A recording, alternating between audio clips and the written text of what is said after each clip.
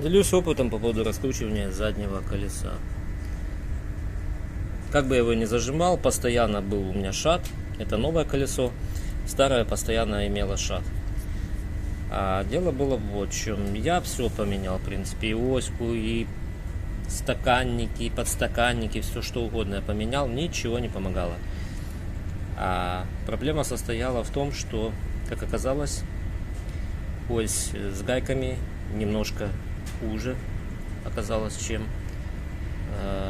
размах этой вилки задней. Поэтому, как бы я ни закручивал, все равно в процессе езды, особенно учитывая, что вилка уже старая и немного перекошенная, происходила раскрутка колеса, и в итоге образовался шат. В данном случае я купил новое колесо, и все-таки пришлось подложить вот тут вот гаечку, потому что это колесо тоже раскручивалось. И пришлось это сделать, после этого раскрутка закончилась. Второе, на что я хотел обратить внимание, это значит при замене задних звездочек также надо менять компаньолу, то есть петушок, и цепь с передними звездочками. Это обязательно, иначе будет проскальзывать вся эта передача. Ну и третий аспект, который я хотел рассмотреть. Вот такой вот характерный скрежет. Так вот, если вы такой скрежет услышите, обязательно делайте осмотр всего велосипеда. Проблема тут состоит в том, что этот скрежет возникает в случае трения двух металлических поверхностей. В данном случае это вот треснула рама.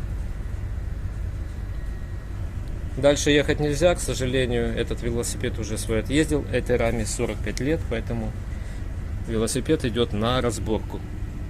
На разборку дальше ехать на нем нельзя, особенно вот с такими вот дефектами. В принципе, как вариант, можно было бы наварить сюда еще одну трубу, или наоборот вовнутрь вставить. Но это все же будет ненадежно. В итоге она где-то дальше, выше, ниже тоже даст о себе знать. Поэтому рама идет в утиль. Ну а целые запчасти, например, вот эти, идут на замену. Это самодельная запчасть. Я, в принципе, высокого роста. Ну как высокого, 1,80 м.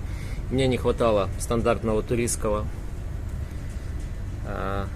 подсидельника, так сказать. И я наварил себе повыше, чтобы ноги в вытянутом положении доставали низа педали, как это требует нормальные условия эксплуатации велосипедов. Они ездят на полусогнутых. Тут все просто. Взял старую трубу, меньше диаметра вставил и наварил, чтобы седло не падало, потому что все-таки она рассчитана на больший диаметр. Тут просверлено отверстие и вставлен винт, поэтому седло в любом случае ниже не упадет. Катайтесь на классных велосипедах. Самое главное, чтобы они были легкие и дешевые, чтобы легко можно было обслужить и легко доставались комплектующие. До новых встреч!